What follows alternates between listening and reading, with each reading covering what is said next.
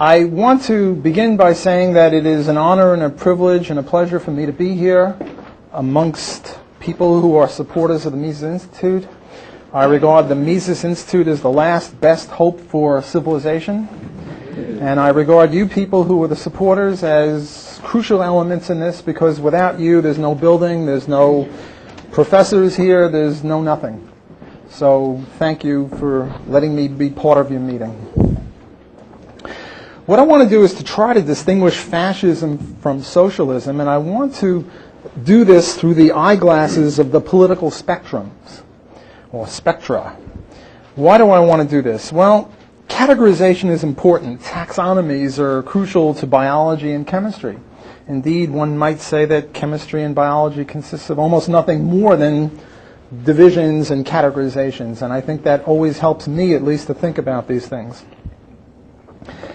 Notice I don't have physics envy, but I have chemistry and biology envy. Socialism and fascism seem both bad to me, both equally bad to me, and yet they're considered so differently by the powers that be.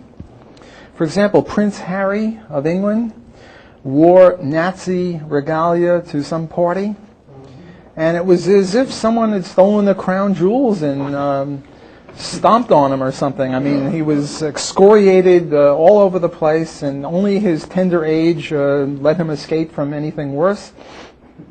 But suppose he had worn commie stuff, the hammer and sickle. Nobody would have said squat. Nobody would have said boo. Another instance of this phenomenon is you see young teenagers with Che Guevara on their T-shirt, or Stalin or Lenin, mass murderers.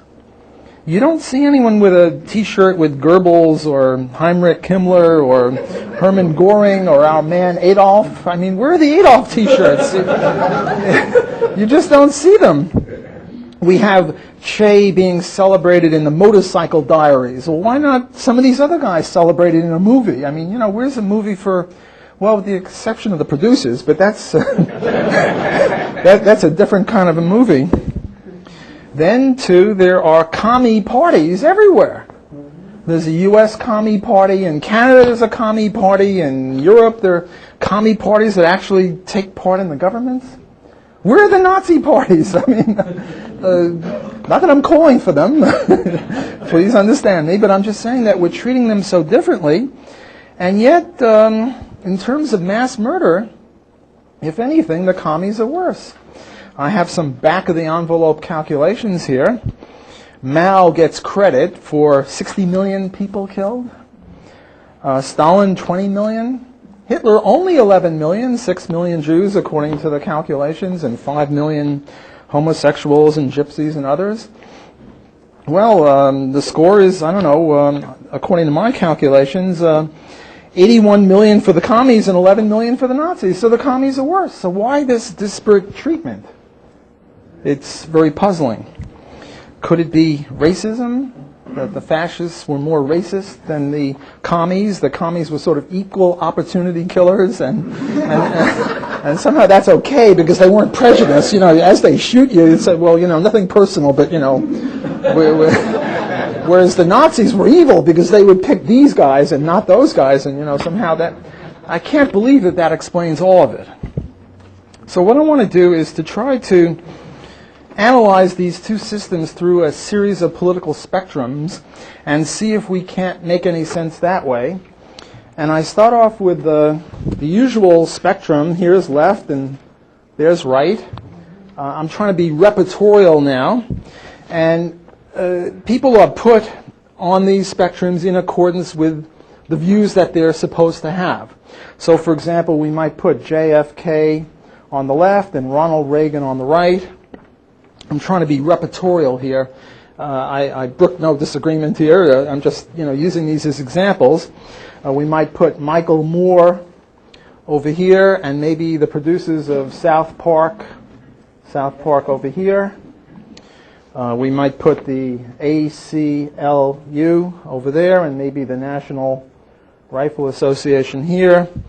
We'd certainly put Ron Paul over here, maybe Kerry over here, maybe Bush over here, sort of in the middle. In other words, this is the way the political spectrum is usually constituted by most people. There are grave problems with this way of looking at things. First of all, where do you put Stalin and Hitler?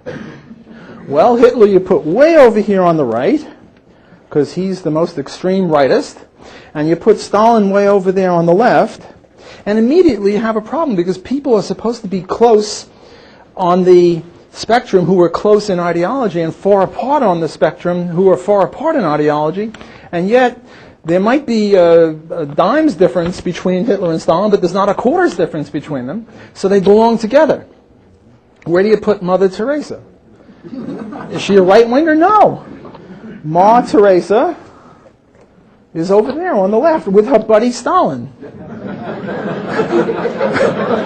which is a juxtaposition from, I don't know, juxtaposition hell. I don't know, who do you put as a good right-winger? Well, I guess Ron Paul and Hitler are together, you know, buddies. So this is a problem.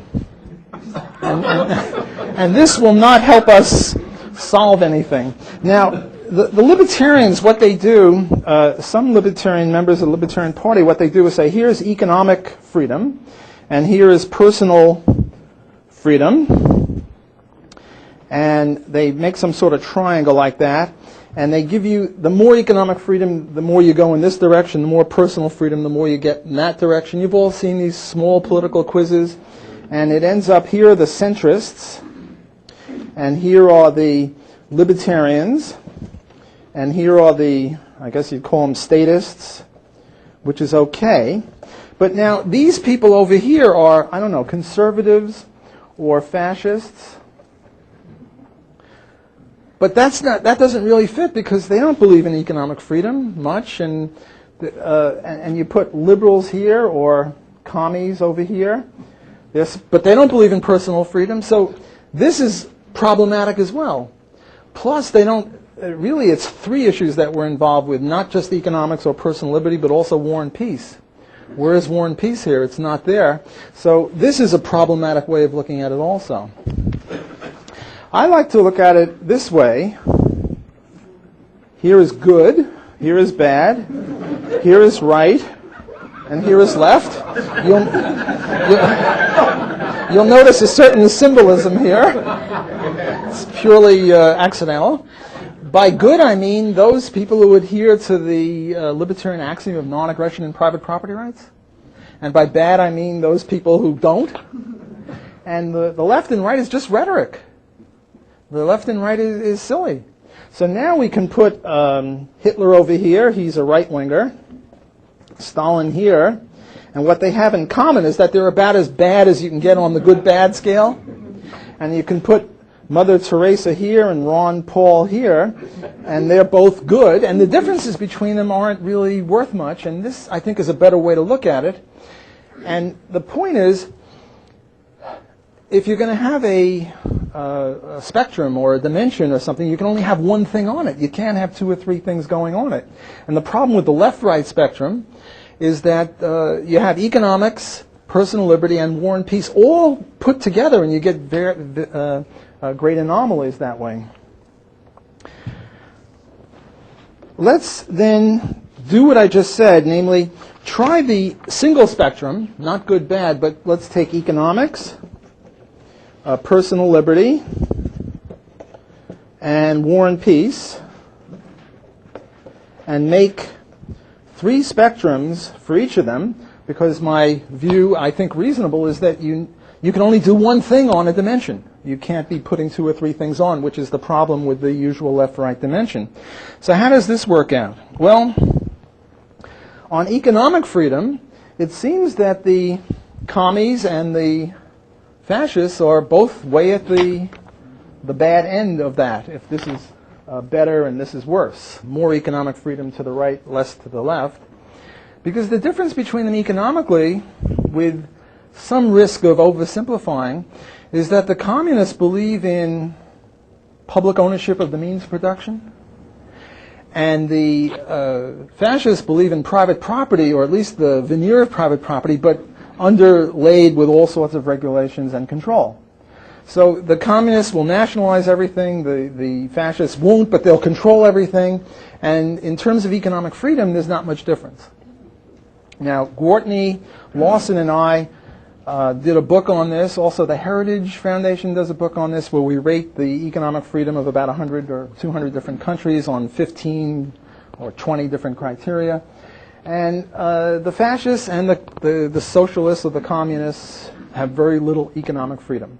So there's not much distinction to be made there. Well, what about personal freedom? Is there much personal liberty under socialism or under fascism? And again, both socialism and fascism get poor marks, so you can't distinguish them on this basis. Well, what about war and peace? And here I would have to say that the fascists are a little worse than the socialists. Murray used to say, that just because Russia was an evil country domestically doesn't mean that they're necessarily intent on world dominion. Now, I speak under correction from the historians and the military theoreticians here, but my understanding is that Hitler was much more expansionist than some of the other Russian countries, but at least this gives some sort of difference. Maybe I shouldn't put the socialists all the way up there, but I could put them a little closer, but maybe some distinction could be made there. I don't know. All I'm doing is offering a taxonomy. I'm not really expert in, who's to be put there, but my surmise is that there might be that distinction. While I'm on this point of one dimension for one concept, there is such a thing as the Austrian business cycle triangle, where this would be money and this would be time, and also stages of production. And one of the problems with the Austrian triangle, as I see it, and my co-author Bill Barnett and I have a paper now making the rounds, criticizing the structure of production in that it is trying to do two things. And sometimes time and stages of production are in sync, but they need not always be, and when they're not, there are problems with the triangle. So that's just a general geometrical point.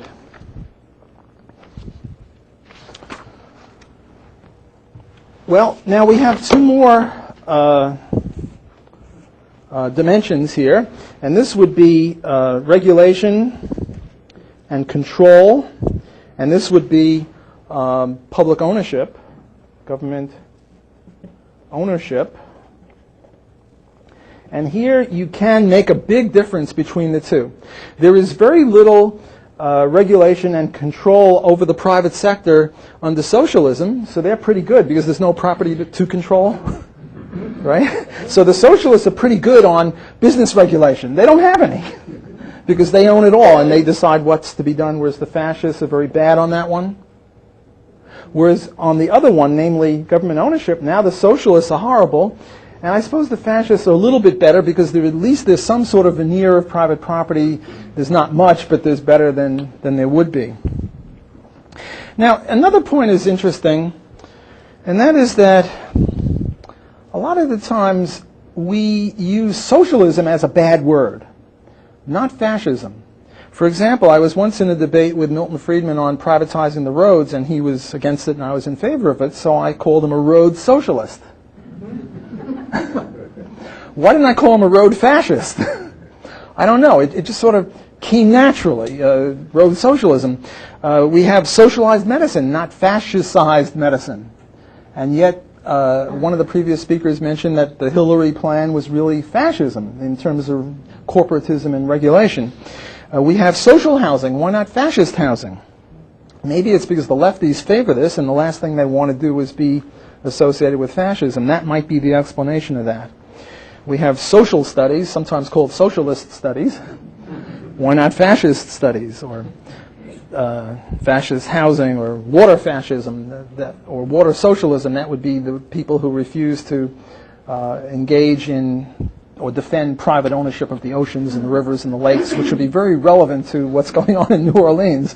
If the Mississippi and Lake Pontchartrain were privately owned, we wouldn't have any of this problem. I think what the Army Corps of Engineers did is raise the Mississippi River and lower New Orleans, which is not a good, not a good combination. There is another the way of defining socialism, the main economic way of defining socialism is ownership of the means of production. You can own your shoes and your bicycle, but that's about it. Another way of defining socialism is from each according to his ability to each according to his need. It's not so much an economic way, but it's not an irrelevant way of defining socialism.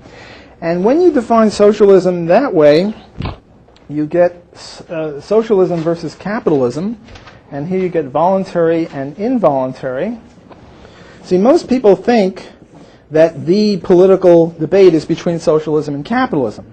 But if you define it this way, it's not really so much between socialism and capitalism as it is between voluntarism and coercivism or involuntarism. Because you can have voluntary socialism. Voluntary socialism might be the kibbutz. It's not a perfect example because the government does subsidize that, or the commune, or the nunnery. All of these things are run in accordance with from each according to his ability to each according to his need. The average family is run in that socialist way. The little 3-year-old girl doesn't eat in accordance with her ability to produce income. She eats in accordance with her need, which is usually determined by the mother, who determines pretty much everything in these cases. Then, of course, we have involuntary or coercive socialism, which would be Cuba or North Korea or USSR, and that would be coercive socialism. And then we have voluntary and involuntary capitalism. And I think the benefit of looking, well, let me give examples and then I'll try to say what I think the benefit of looking at it in this way is.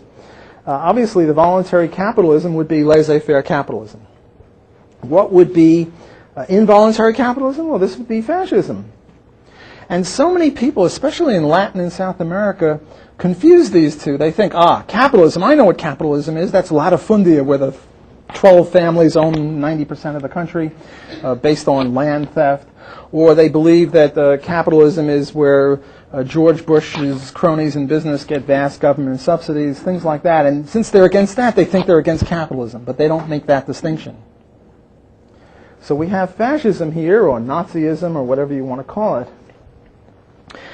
And one of the ways of trying to convert people, or at least shocking them, or at least debating with socialists, I was once introduced to some young lady, and she was introduced to me as a socialist. So my question to her was, are you a coercive socialist or a voluntary socialist? And she sort of went like that, you know. At least it's a new ploy. It didn't work, but what the heck, you know.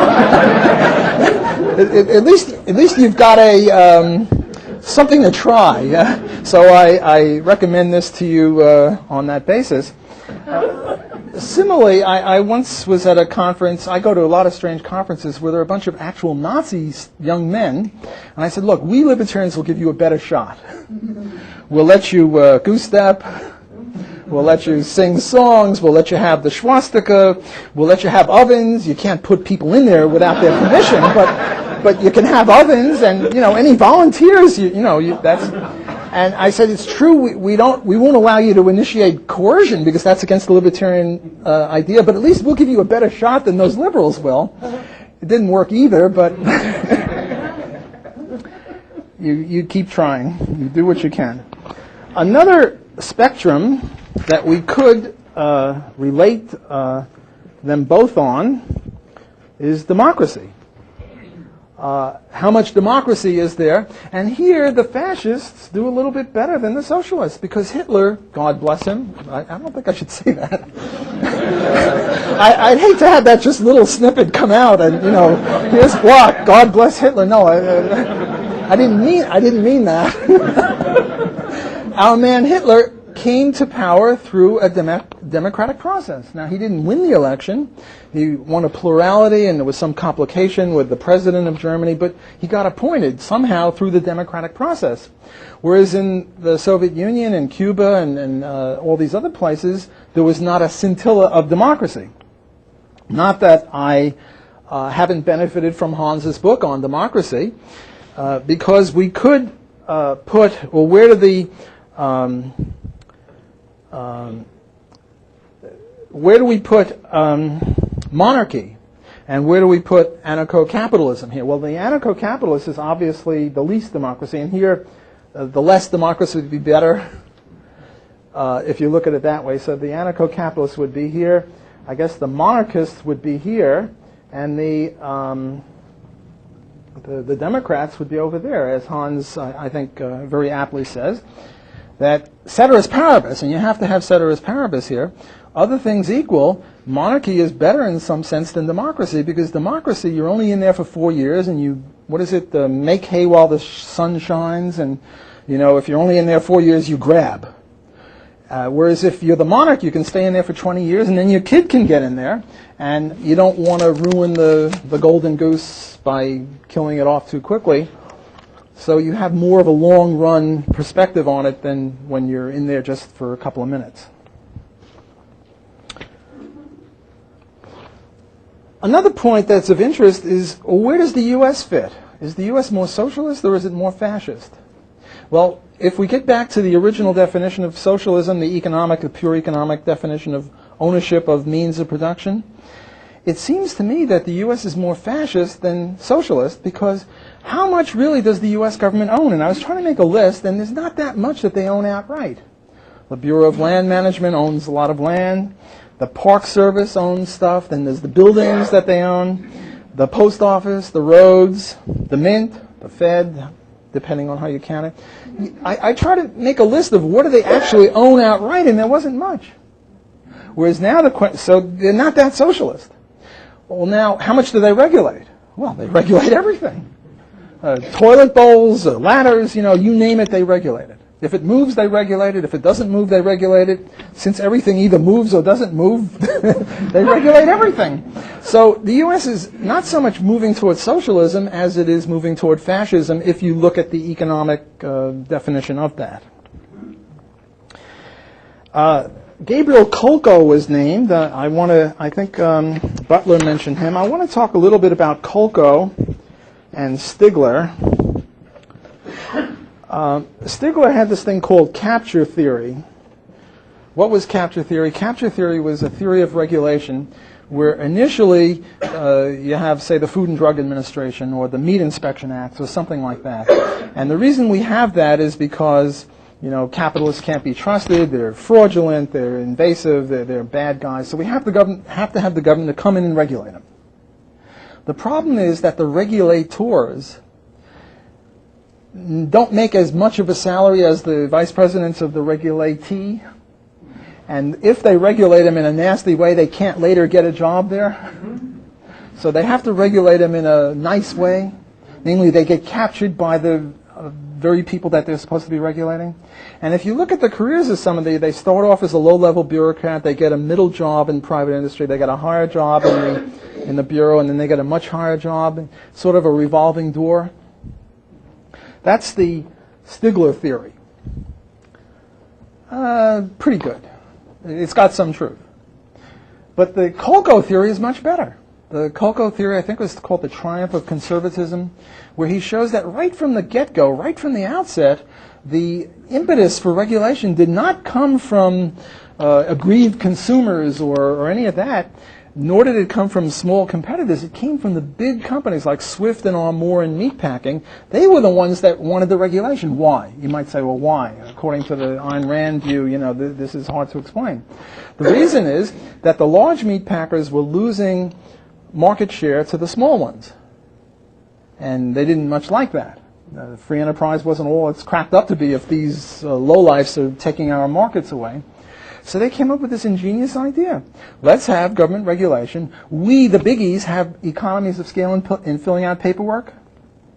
So anytime there's a law or regulation, we can do it cheaper than they can, so we now have a competitive advantage over them. And secondly, who do you think is going to staff those bureaus? The people who are going to staff those bureaus are from us because we're setting it up in the first place. So Kolko, I think, is much preferable. The Kolko story is much preferable and much more radical than the theory of Stigler. Now, there's an interesting story behind Kolko. Kolko is a Marxist, but he's also a historian. And he's a competent historian. All he did is he went back to the records. He said, well, the Meat Inspection Act came out in 1890 or 1880. I'm no historian, so don't count on me for closeness of dates here. And he just looked at the newspapers and he saw big ads from Swift and R. Moore saying, yes, we need regulation, let's have regulation. So he was a Marxist, and what happened when libertarians heard about him is they started inviting him to their conferences, because this is a very libertarian message. And Kolko would come, and he'd give a speech or two, and he'd come again, and finally he refused to come. And the reason he refused to come is he was aiding and abetting the libertarian enemy by giving his own speech. So it was, the libertarians were embracing him, and we weren't saying, you have to give a free enterprise line. Just, speak about what was in your book, and somehow this was not acceptable. Let me end on a regulatory joke. I have to tell my antitrust joke. If you've heard it before, don't give the punchline away. There were 3 businessmen in the Soviet Union, and they were all in the Gulag, and as prisoners do, they compare notes as to why you're in jail. And the first guy said, well, I'm in jail because I came to work late, and they accused me of cheating the state out of my labor services. Next guy says, well, I came to work early every day, and they accused me of brown-nosing. And the third guy said, well, I came to work exactly on time every day, and they accused me of owning a Western wristwatch. I once told this joke to a bunch of antitrust lawyers and economists, and this joke got a big laugh. Second joke. There were 3 businessmen in the U.S. also in jail on antitrust crimes. And the first guy says, well, I charge higher prices than everyone else, and they accuse me of profiteering and price gouging. The second guy said, well, I charge lower prices than everyone else, and they accused me of cutthroat competition and predatory pricing. The third guy said, well, I charge the same prices as everyone else. It's hard to see how he could have with these other guys, but let that slide. And they accused me of collusion and cartelization. Dead silence. Dead silence, because these guys knew where I was coming from. What I was going to say, and what I'll say to you now, is that this is not a law. A law is supposed to distinguish between good behavior and bad behavior. You do good, you're okay. You do bad, you're in jail. But here, no matter what you do, higher, lower, the same, you go to jail. The reason they were after poor Bill Gates is he wasn't giving money to the people in Washington. Now he's set up all sorts of foundations and this and that and the other, and he's giving money hand over fist. I predict there'll be no more antitrust cases against Bill Gates, at least in the United States. I'll end at this point. Thanks for your attention.